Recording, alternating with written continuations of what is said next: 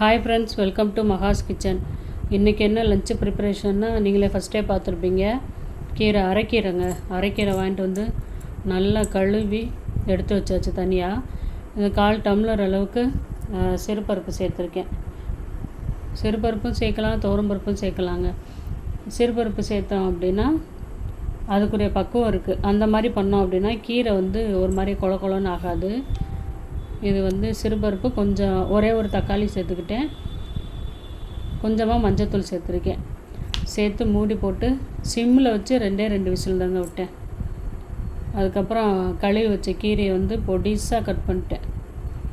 ஏன்னா நம்ம எடுத்து சாப்பிடும்போது ஒரு மாதிரியா கொத்து கொத்தாக அது ஒரு சிலருக்கு பிடிக்காது. அதனால தான் அந்த கீரையை கட் பண்ணி விட்டுட்டு அதுக்கப்புறம் தேங்காய் ஒரு 10 அளவுக்கு எடுத்து அதை கட் பண்ணி வச்சுட்டேன். அது கூட சேர்த்து கொஞ்சமாக ஜீரகம், 2 பச்சை மிளகாய் சேர்த்தேன். ஏன்னா நம்ம கீரை கூட்டுக்கு காரமே அந்த பச்சை மிளகா தான். அது இந்த அளவுக்கு போடும்போது காரம் கரெக்டாக பர்ஃபெக்டாக இருந்தது. அதுக்கப்புறம் பார்த்திங்கன்னா எண்ணெய் காய வச்சு எண்ணெயை ஊற்றி கடுகு, கொஞ்சமாக ஜீரகம் சேர்த்துக்கலாம், 2 காஞ்ச மிளகாய். அதுக்கப்புறம் ஒரே ஒரு நார்மல் சைஸ் வெங்காயம் ஒரே ஒரு வெங்காயம் எடுத்து கட் பண்ணி வச்சுக்கிட்டேன். சின்னதாக கட் பண்ணி வச்சுட்டேன். சேர்த்து நல்லா வதக்க விட்டுட்டு வெங்காயம் நல்லா வதங்கினதுக்கப்புறம் தான் நம்ம கீரையை சேர்க்கணும்.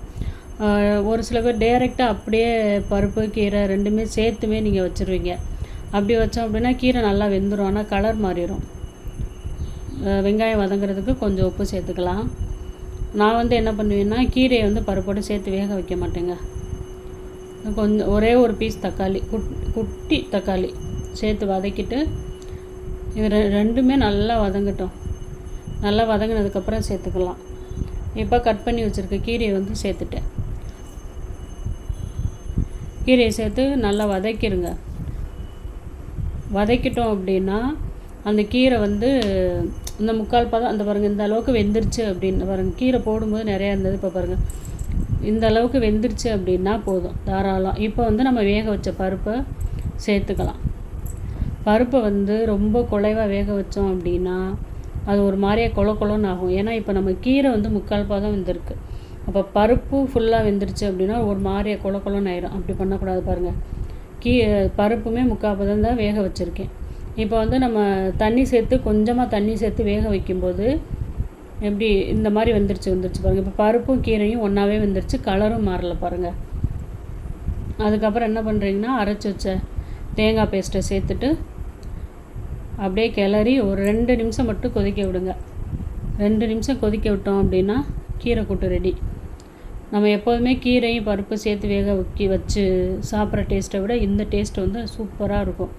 ட்ரை பண்ணி பாருங்கள், கண்டிப்பாக ட்ரை பண்ணி பாருங்கள். நான் இதை சாதத்தில் பிசைஞ்சு சாப்பிட்ற மாதிரி இந்த அளவுக்கு நான் பக்குவத்தில் எடுத்திருக்கேன். இதுனா நம்ம ஆறிடுச்சு அப்படின்னா அது கொஞ்சம் கெட்டியமாக இருக்கிற மாதிரி இருக்கும். அதனால் இந்த பதம் கரெக்டாக இருக்கும். இதுக்கு சைடிஷ் பண்ணணும் இல்லையா, இதுக்கு எண்ணெயை காய வச்சு, வாணலியில் எண்ணெயை காய வச்சு கொஞ்சமாக கடுகு, ஜீரகம், எல்லாத்துலேயுமே கொஞ்சமாக ஜீரகம் சேர்த்துக்கோங்க. உளுத்தம்பருப்பு சேர்த்துட்டு 2 பொரிஞ்சு வந்ததும் நார்மல் சைஸ் வெங்காயம் 2 வெங்காயம் இந்த மாதிரி கட் பண்ணி வச்சுக்கிட்டேன். ஒரே ஒரு தக்காளி கட் பண்ணி வச்சுக்கிட்டேன். எல்லாமே முன்னாடியே கட் பண்ணி வச்சுக்கிட்டோம் அப்படின்னா நம்மளுக்கு சமைக்கிறது ரொம்ப ஈஸியாக இருக்குங்க. வெங்காயம் வதங்கிறதுக்கு கொஞ்சமாக உப்பு சேர்த்துக்கலாம். உருளைக்கிழங்கு ஆல்ரெடி நான் வேக வச்சு எடுத்து மசிச்சு வச்சுட்டேன்.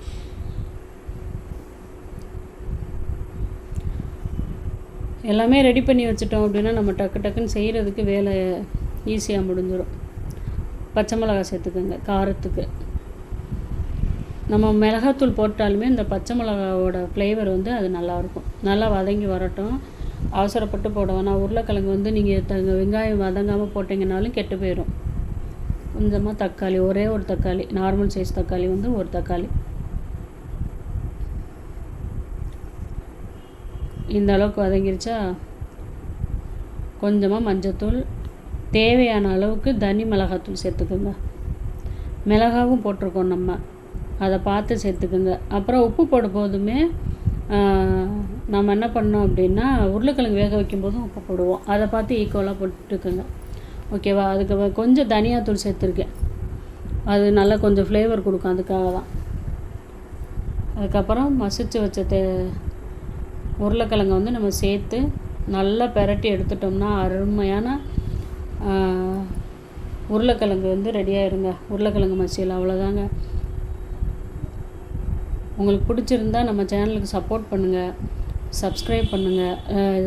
வீடியோ வந்து லாஸ்ட் வரையும் தயவுசெய்து பாருங்கள். அப்போ தான் நீங்கள் எனக்கு பண்ணுற சப்போர்ட்டு, அதுதான் நீங்கள் எனக்கு பண்ணுற சப்போர்ட்டு.